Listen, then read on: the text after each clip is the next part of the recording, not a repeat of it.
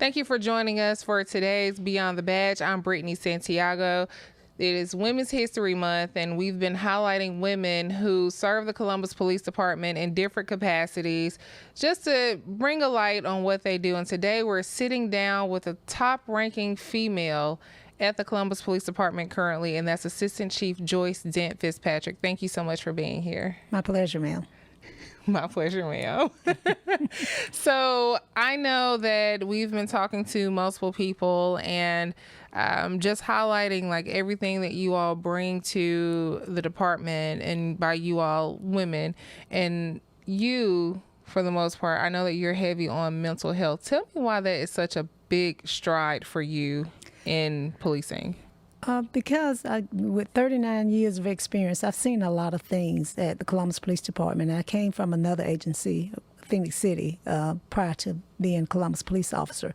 So I noticed that a lot of us suffer with some things that we don't talk about, specifically our male counterparts. We've had a lot of deaths, which some were suicidal and some were natural, some were car accidents, and it affects us in a different way. So our then Chief Bourne, Ricky Bourne, saw the foresight to say we need to start doing something for our officers. And he allowed me to go to some classes and take some training and come back and bring it to the police department. I'm so thankful for that opportunity. That's been over 25 years ago, I believe. And why it's so near and dear to me is because sometimes we suffer in silence. We are packing in a lot of things that we see, trauma. It's vicarious trauma. We can arrive on a scene and we can see people who have been murdered, people who have died of natural causes. It could be children, it could be elderly, and that officer could be going through something that they're in their personal life. So when we start packing that in, we start isolating ourselves. And when you start seeing you only have police friends, that's kind of a problem for us. We want to be engaged with everybody in the community. And sometimes when we get to our homes, we isolate, decompress what we've seen, but we also have mounting problems at the house. So I took it upon myself to kind of get involved with a lot of aspects of mental health.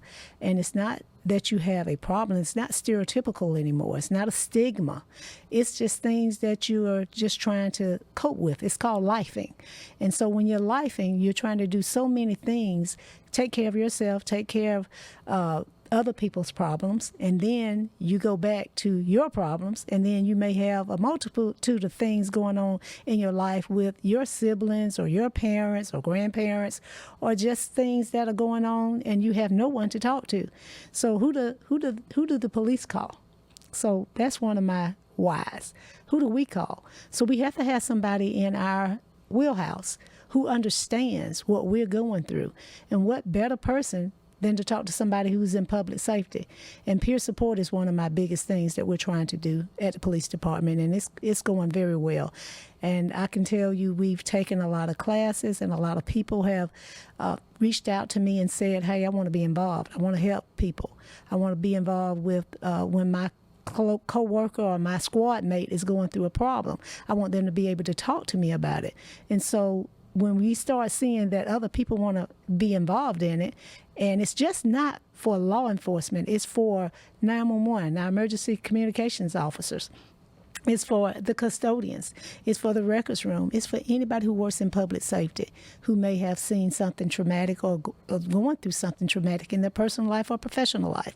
So that's my why.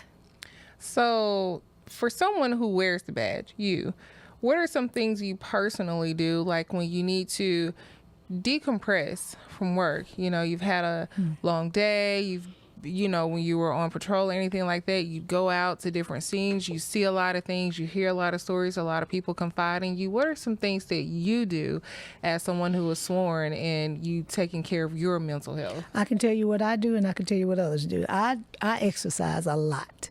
I love to work out, so that's my decompression. I pray. I talk to God about my problems, and I take them to Him, and I leave them there, and I'm very confident that He's going to work it out. Also, before I get to work, I have to be mentally prepared and physically prepared. So I try to exercise before I come to work every day. And it's been working out very well for the last 3 years. Oh my goodness. And I have 2 prayer corners, and I pray before I turn on the computer. I have a corner I pray in, and I have a corner behind my back I pray in, and then I sit in the quiet for a little while. And then I say, okay, it's time to go to work. So that's mine. And I do have a spouse that I can talk to who was previously in law enforcement. So he understands. So I have somebody I can talk to. But everybody doesn't have that. Sometimes they turn to other coworkers, which can be good, and sometimes it can be bad because you don't want your personal life out in the open. You can confide in somebody. Unfortunately, sometimes we can take a turn to alcoholic beverages or illicit drugs, and that's not what we want our officers or our personnel to do.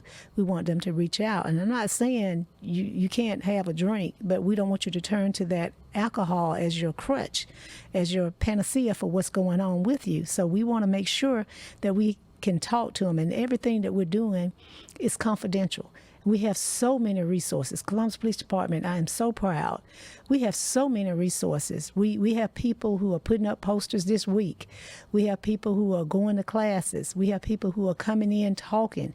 And if they don't want to talk at the police department, I will meet them where they are. And that's what we're saying. We'll meet you where you are, physically and literally.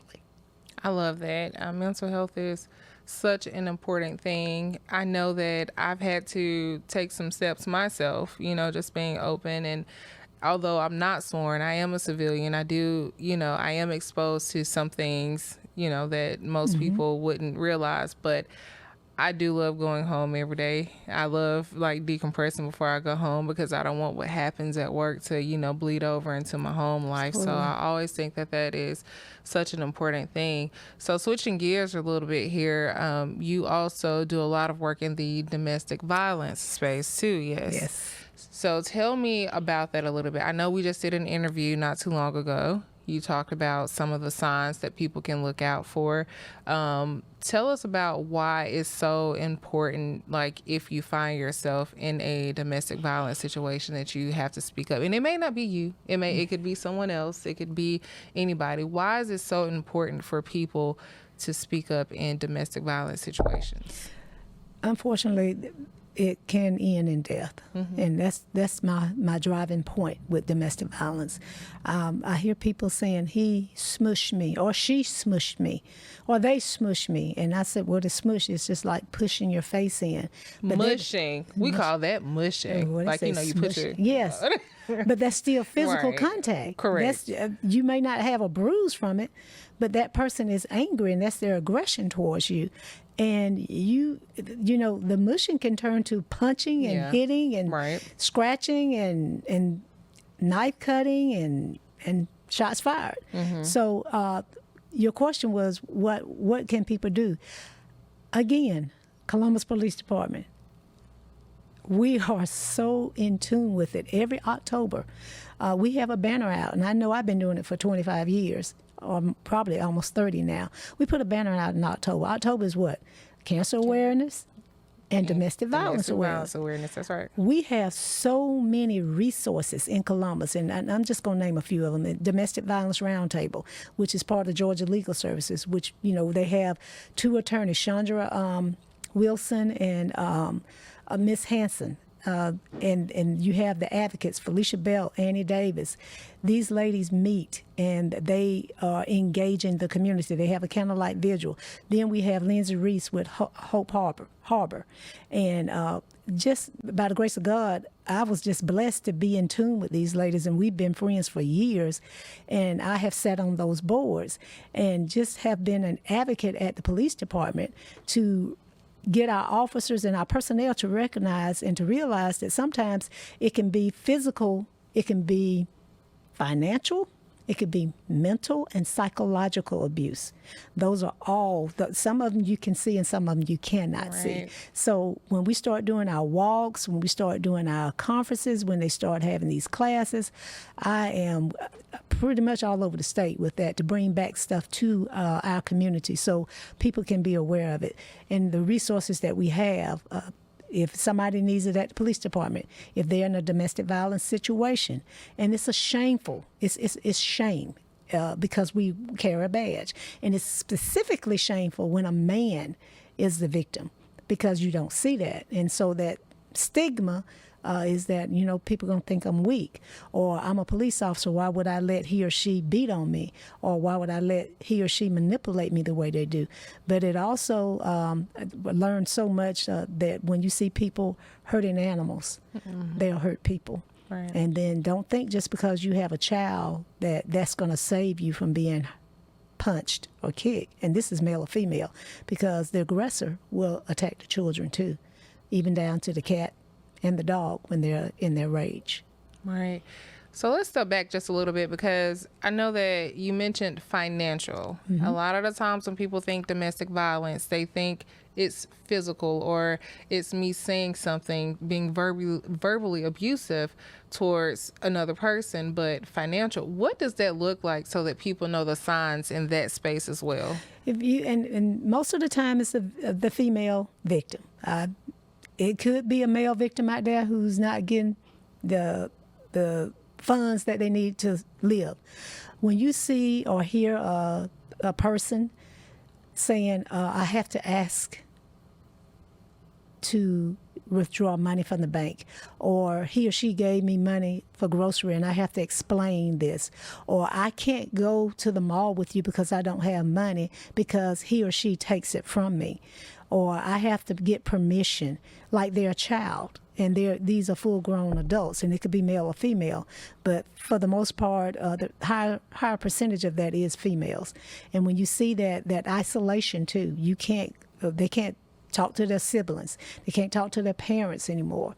But the financial part is controlling. It's power and control. So we're looking at the physical, the verbal, financial. What was the other one that you mentioned? Psychological. Yes. What does that look like?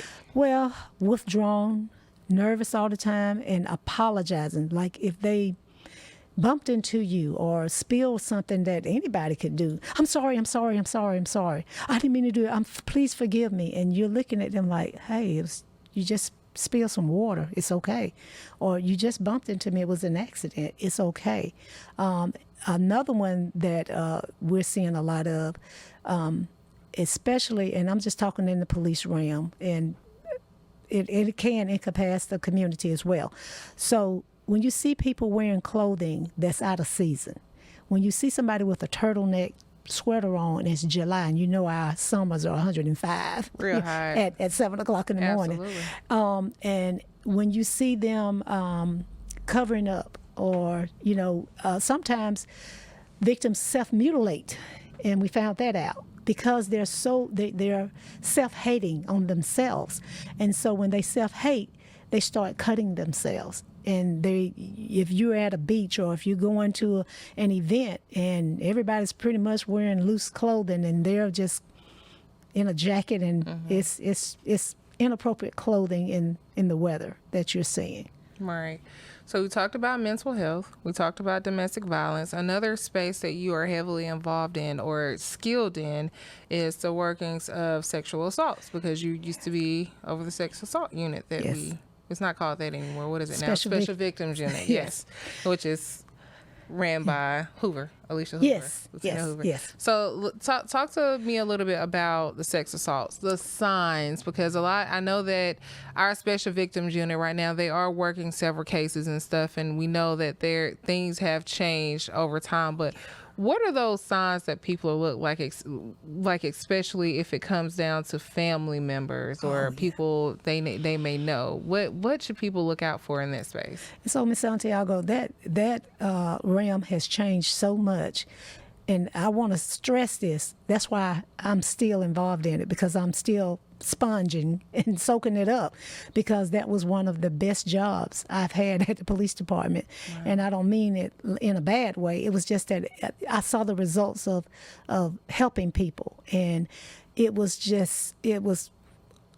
phenomenal the way we had to do things. And we were with the GBI a lot, with ICAT, that's Internet Crimes Against Children, because that's more prevalent now. So the signs that you would look for, and I can start with children.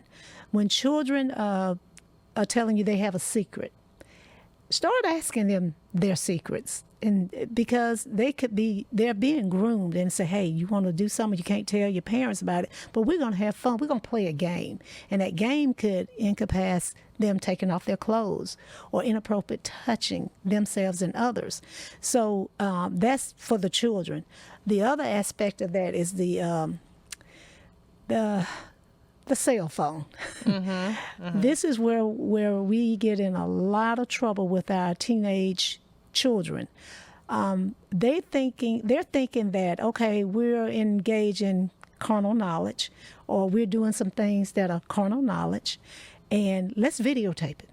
Well, it's okay with the two people who are doing it to videotape it, but then when it starts getting sent to other people, that's exploitation. That's right. And our children are doing this, and so they don't know the gravity of the law and what it expels when you are sending sexually explicit material to another child. You can be charged. Right. And it's not just boys, it's girls and boys who are doing this. We had a case some years ago where some elementary students were doing it. I think they were in the 5th grade. And it blew our minds that these children were, first of all, they had cell phones in the 5th grade at 10, and that was some years ago, which is common knowledge now. That's just, that's the way it is. That's a rite of passage now.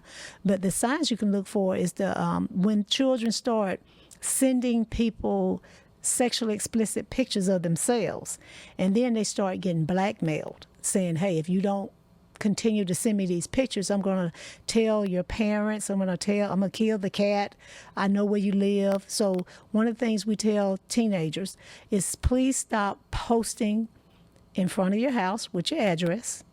Please stop saying you hate your parents, because guess what? That 40, 60-year-old person on the other end posing as a 14 or 15-year-old is really the enemy.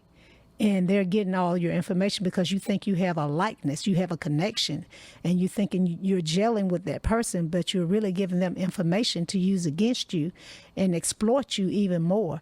And then when those children get exploited, sometimes they become suicidal or self-mutilating or withdrawn and don't want to do the things that they do. So parents can pick up on that. And I can tell you, we were going into the schools, especially middle schools, because that's where it was starting. But I think in this day and age, we probably need to go to elementary school. Yes, absolutely. So that is always concerning, obviously, because the kids today are exposed to a lot more than what we were. And I even say we, as in me too.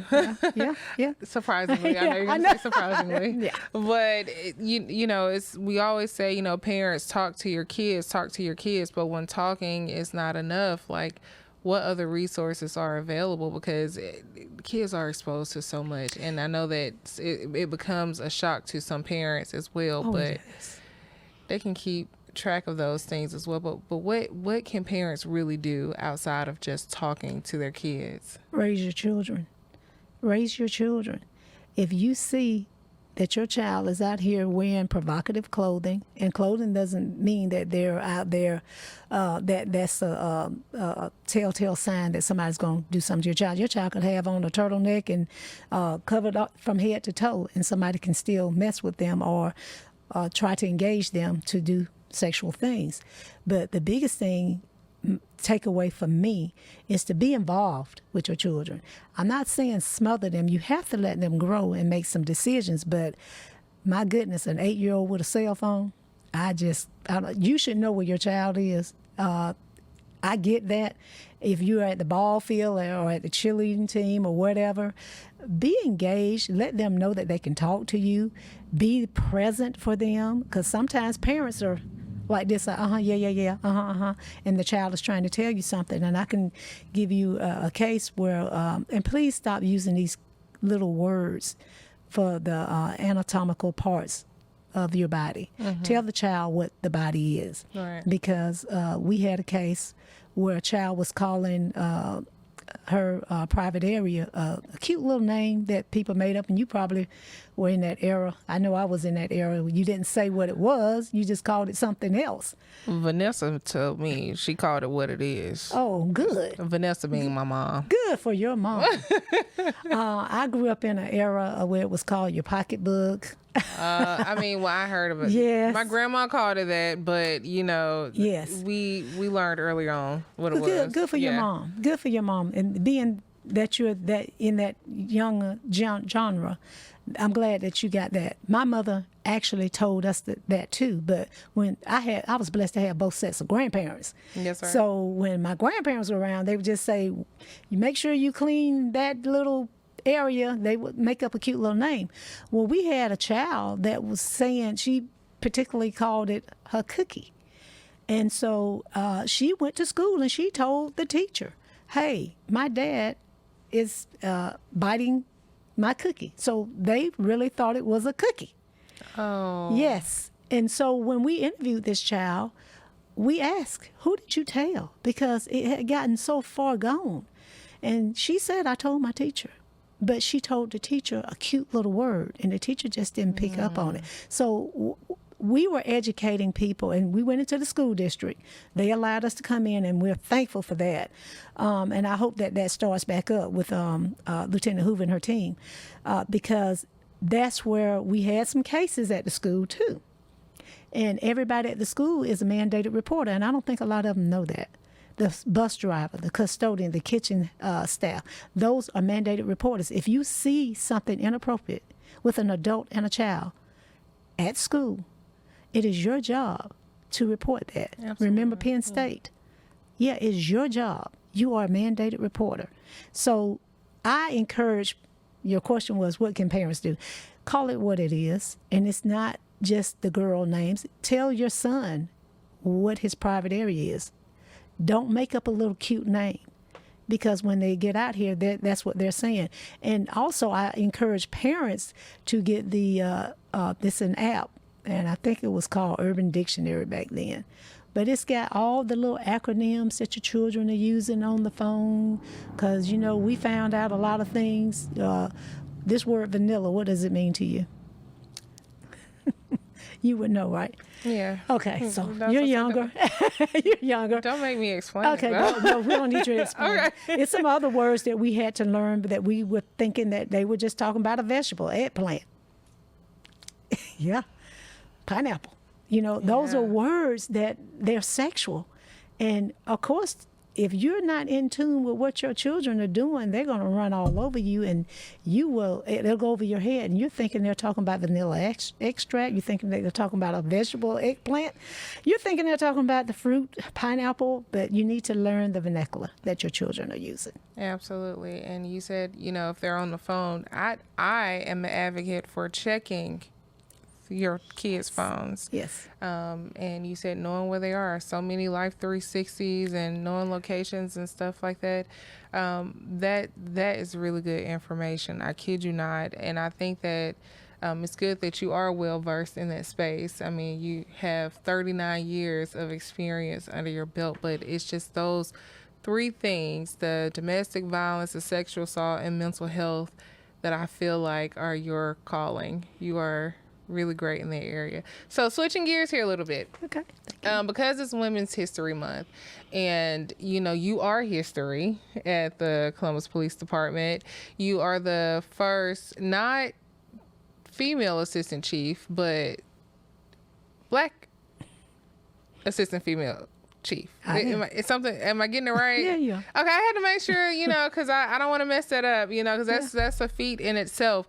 So the last time we talked to you, you were here with the then Assistant Chief Deborah Kennedy, right? Yes. And we talked about a few things like y'all's upbringing, your whys and things like that. But for right now, what does it mean for you to be in this space that you're in right now as the sole female on the command staff? What does it mean for other officers who look up to you? What does that mean to you as well? Well, first of all, I didn't get here by myself. Okay. I never even envision myself in this position. When I came to the Columbus Police Department, I knew that I wanted to be a supervisor because I wanted to change some things. And God has blessed me beyond what I could ever think about. And last year, I believe we talked about some great people who set the tone for us. Right. And I want to give those people the accolades, because I'm standing on some shoulders and underneath some wings that went on way before me. And some of them are still around. And if they actually get a chance to listen or see this vodcast. Yes, podcast.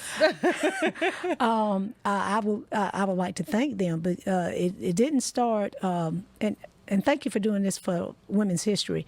But I want to say where I started from was at Phoenix City, Alabama, at the Phoenix City Police Department. And there I saw 2 ranking females when I started. And I saw how they had to blend in and how they were treated. And I questioned that as a young officer. I said, why do you let them talk to you that way? Or why do you stand there and well, that's just the way it is. That was a culture, it was. And as I saw them progress through, and I think one of them was a lieutenant, one of them was a sergeant when I first started. And I was so thankful that I got to meet them and listen to their story, to tell me how things were when they started. And I'm sitting there shaking my head, and this is in the 80s, early 80s. And I'm shaking my head like, you can't do that. Here I am, 20-something years old. You can't do that. But I learned a lot from Phoenix City, and I brought it over here. And when I got here, I think there was one female sergeant when I got here in 1987. Okay. Yes. And I started seeing females rank. And there was one particular female who I'm very close to this day, was Josephine McClenny. And I always ask her, why aren't you a supervisor? I don't want it. But when I got here, I believe Juana Sue Barker Wright, she was a sergeant. And those were the only 2 people that she was the only female that I knew that had rank at the police department. And there was another one, Gwen Thompson. She was a ranking female. I think she made it to the rank of lieutenant. And Major Barker Wright, she made it to the rank of lieutenant. And then when she made captain, that opened up the floodgates for women. And so I'm just thankful for those 2 women. And there's some more that were here who were supervisors. I had one who actually went on to be a DEA agent and a Secret Service, who was Teresa Teresa Hudson. And she really molded me. She molded me. This is the one who encouraged you to get back in school, right? Yes. Okay, yeah, I remember that from the last time we talked about it. To the point that she was going to pay for it. Absolutely. And I was like, sorry. She said, what are you doing? And she called me in her office. She said, what are you doing? And she's passed on now. And so I said, what do you mean, what am I doing? She said, you need to go to school. I told her, I said, well, I got an associate's. She said, you're not going to make any rank here. You've got to go to school. She said, what do you need? I said, well, I got 40 more hours. She said, to get a BS? I said, yes, ma'am. She called me and another guy in, and she said, I want y'all in school, and I'm going to pay for it. And we just looked at her, and we were in the motor squad in her office, and we both kind of looked at each other, and we walked back out, and I told him, and I hope he don't mind me saying it, it was Reggie. And I said, Reggie. Lewis? Yes. Oh. Yeah. We were real good friends. We're still friends. And I said, Reggie, I think she's serious about us going to school. I'm just going to go back. I don't want her to pay for it. And I did go back, and she told me something, and I have paid it forward. She said, if you go to school, I will be there every time you get promoted. She said, because you got potential. And that was the first female to tell me I had potential. And she was my sergeant in the motor squad, which was unheard of. Okay, a female. Yeah. And so I said, okay, I'm going to hold you to that. What gave me so much blessing from her talks was that she held true to her word. She was a DEA agent. And when I made detective, I think she was there. When I made sergeant, she was there. When I made lieutenant, she was there. I don't think she made it to me being a captain, but she kept in touch with me from the White House. And that meant a lot to me. When she Nice. came home, she would call me and bring me gifts from the White House. And when I went to D.C., she blessed my family. I'll just leave it at that. She blessed my family. Nice. Yeah. That's really good.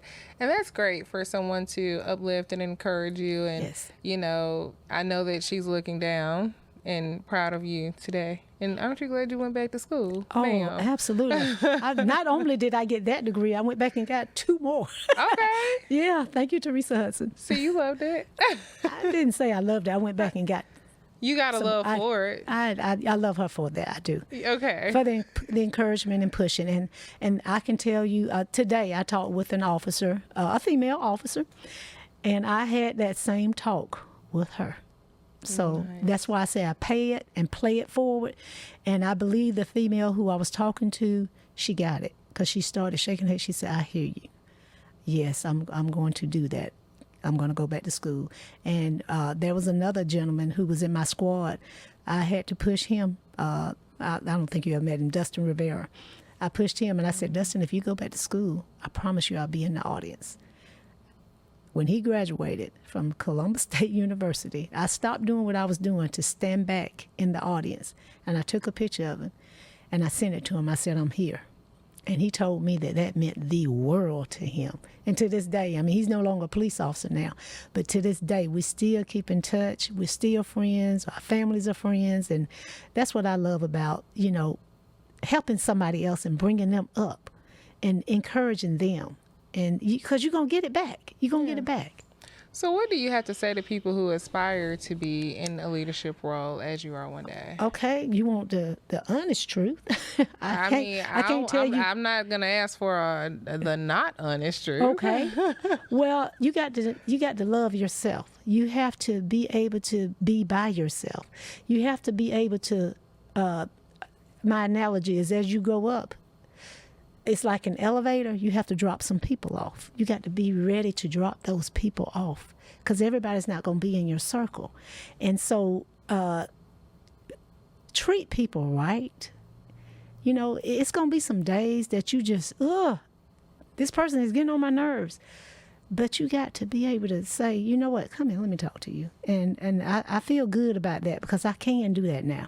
I can say, come here, let me talk to you. You don't rejoice over that. You rejoice over a person doing good, and you help that person. You lift that person up, be it male or female. But I can tell you, for the most part, as females, we need to start in empowering each other and lifting each other up. And it's not just at being a police officer. I mean, I'm talking to the people in the records room. I'm talking to the people in 911. I'm talking to the custodians. I'm talking to everybody in the building, you know, to try to edify them to be more than what they see themselves as. And it's working. It's actually working, because we had someone who, actually we've had 2 people who were in the custodial business who are actually working in our offices now as administrative assistants. Nice. And clerks, record rooms clerks. And, you know, just that little pep talk. Hey, what do you want to do? What do you see yourself next year? If you don't ask them, they're not envisioning themselves. Somebody had to ask me that. What do you want to do when you get here? Where do you see yourself in 5 years? Well, I'd like to be a supervisor. Well, you know, somebody had to ask me, what type of supervisor? Mm-hmm. What do you want to be? A sergeant, lieutenant, major? What do you want to be? Ask them the bold questions. What do you want to do? And help them get to that level. That's our job. With the women who are currently in the department right now, what would you have to say to them, like the Amanda Cobbs of the department, the Cassandra Mamie, the Captain Askews, Holland, you know, so many women I could go all day. What do you have to say to women who rank at every level of the department as they're looking to you as one of the leading females? I can say, and the names you call were great people who I talked to and try to mentor. Amanda Cobb's phenomenal person, great job. Motor Squad, shout out to Motor Squad. She's taking. She actually is in my job that I had. Oh, nice! That's the hit and run investigator. Oh, okay, Yes. okay. And Mamie, great person. She's a sergeant. Just one of those people who always been you're able to talk to. Lieutenant Holland, she was our baby cadet. No. So, she grew up at the department. Did I know she was a cadet? I don't think you did. How did I not know that? I don't know. You need to get her on here. So, and Lieutenant Holland, I want to talk Lieutenant to you. Holland, you need to do this. And then Captain Consuelo asked you, let me say this about her. She trained me as a sergeant. Okay. A lot of people don't know that. When I made sergeant, I was assigned to, the major at the time told me, I want you to be with the person who's going to do right, who's going to show you right, and who's going to train you. And keep in mind, I had been there some years before, at the time, Sergeant Askew. But when she put me in that car with her, I was a student. And she taught me, and to this day, if I need something, or if I need a policy, we call her a policy guru. She is that person that can tell you right from wrong and what you should do. She's my go-to person. That's amazing. Yeah. And she's a captain. She's a captain. Yeah. Right now in our department. All right. Well, anyone else, or I mean, I know there's so many you could go because you talk to so many people. I feel like everywhere you go, I do. somebody. Well, let me give a shout out to Tracy Abel in 911. Director of 911. Yes, and all the supervisors down there. I mean, we talk all the time when we pass each other, and it's not just the supervisors; it's the men and women in 911. They're near and dear to my heart. The records room people, near and dear to my heart. The property and evidence people, the desk services people. I try to go around and talk to everybody every day so they can see me. And investigators, I talked with them. We just had in-service training, and that was a good way to kind of bond and meet people and just reconnect with people. So there are some great people. Danielle Danforth. I mean, violent crime. Yes, a lot. And she's walking through. And you just see them in passing, but you don't get to have those long conversations that you used to have with people.